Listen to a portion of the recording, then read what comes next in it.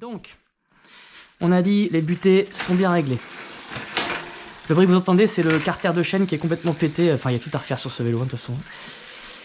Donc, on va en profiter pour régler le dérailleur. Les butées sont bien réglées. Le but des butées, c'est quoi? C'est d'éviter que la chaîne sorte de ce côté-là ou de ce côté-là. Donc, butée basse, c'est la version H pour high speed, les vitesses rapides. Et butée haute, c'est la vis L, parce qu'il y a L et H qui sont marqués, je ne sais pas si vous voyez. La vis L pour low speed, les vitesses lentes qu'on a sur les grandes vitesses. Donc les butées sont bien réglées, on va s'occuper donc du câble. Donc clé de neuf. Après un jour, quand je prendrai le temps, je vous ferai une vidéo vraiment en bonne et due forme sur le réglage d'un dérailleur comme un pro. Là c'est juste vite fait, bien fait quoi. Tac, donc on tend son câble mais pas trop, puisque de toute façon on va pouvoir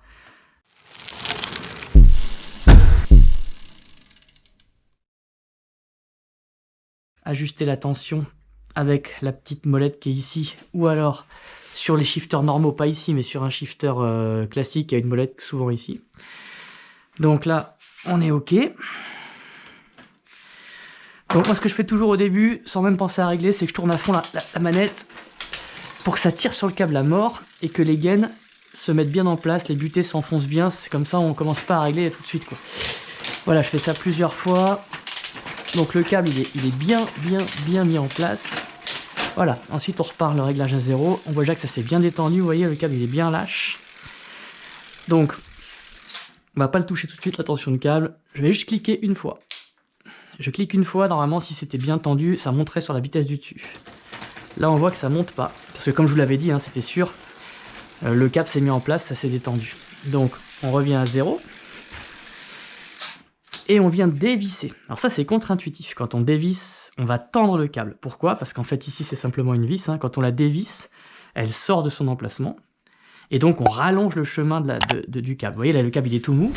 Si je dévisse, plus je dévisse, moins il va être mou. Vous voyez? Petit à petit il y a de moins en moins de jeu. Vous voyez? Voilà, il commence à être vraiment tendu là.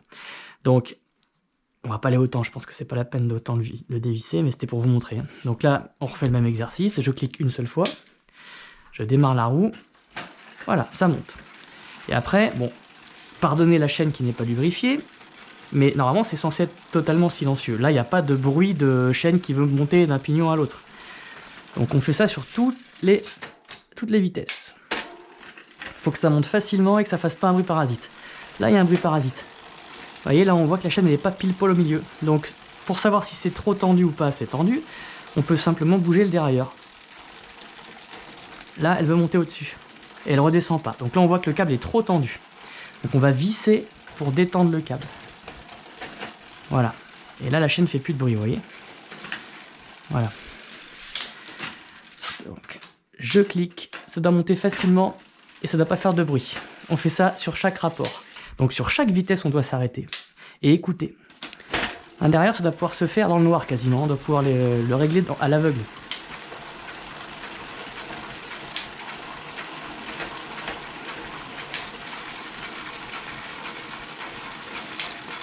Bon, le bruit, ça c'est le dérailleur à l'avant qui touche. Voilà, hop. Mais à l'arrière, il n'y a pas de bruit. Voilà. Donc là, on est monté jusqu'en haut. Chaque vitesse a été passée facilement et il n'y a eu aucun bruit de chaîne qui sautille. Donc on est très bien sur la tension de câble. Mais on va quand même vérifier que la chaîne descend facilement. Ah, j'ai encore un appel. Bon, et ben, ça a duré un peu longtemps le coup de téléphone. Donc je sais plus où c'est que j'en étais, moi. Mais bon, grosso modo, maintenant, on va contrôler que la chaîne descend du premier coup facilement, sans forcer. Et voilà, c'est nickel.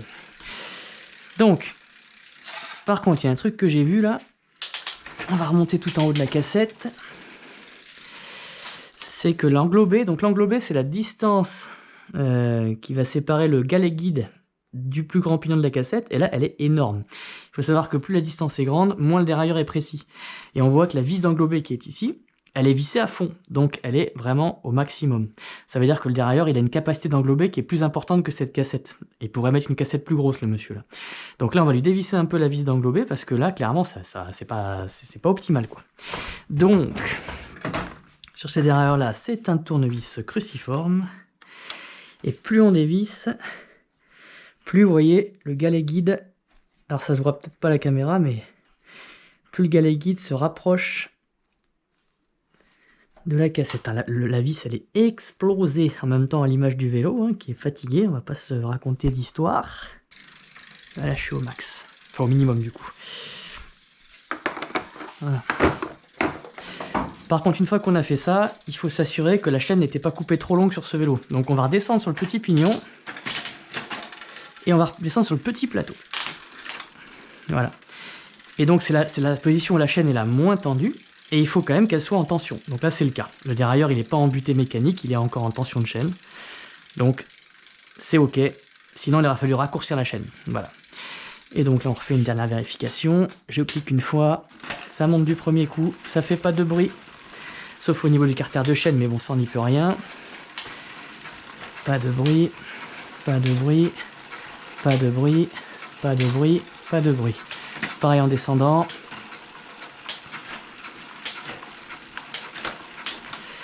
Voilà, et une fois qu'on a fait son réglage de dérailleur nickel, là on peut couper son câble et mettre un embout. Parce qu'imaginons que la tension soit complètement foirée, etc. On aurait pu devoir rejouer sur sa tension de câble, redévisser ça, etc. Là au moins on sait que c'est ok. Donc on peut couper le câble, donc on va le couper le plus court possible, pas la peine d'en mettre 3 km. Hein. Ça part à la poubelle recyclage métal. Voilà. Et on va prendre un petit embout de câble. Et on écrase. Voilà, et ça bougera plus. Voilà, bon bah je pense qu'on a fait à peu près le tour pour le remplacement d'une câblerie. Et un léger tuto de réglage dérailleur, mais je vous en ferai un beaucoup mieux en bonne et due forme un peu plus tard. J'espère que la vidéo vous aura plu, n'hésitez surtout pas à vous abonner, à liker, à partager la vidéo. Vous avez aussi le lien vers mon atelier dans la description de la vidéo. Allez, à bientôt la team, ciao ciao.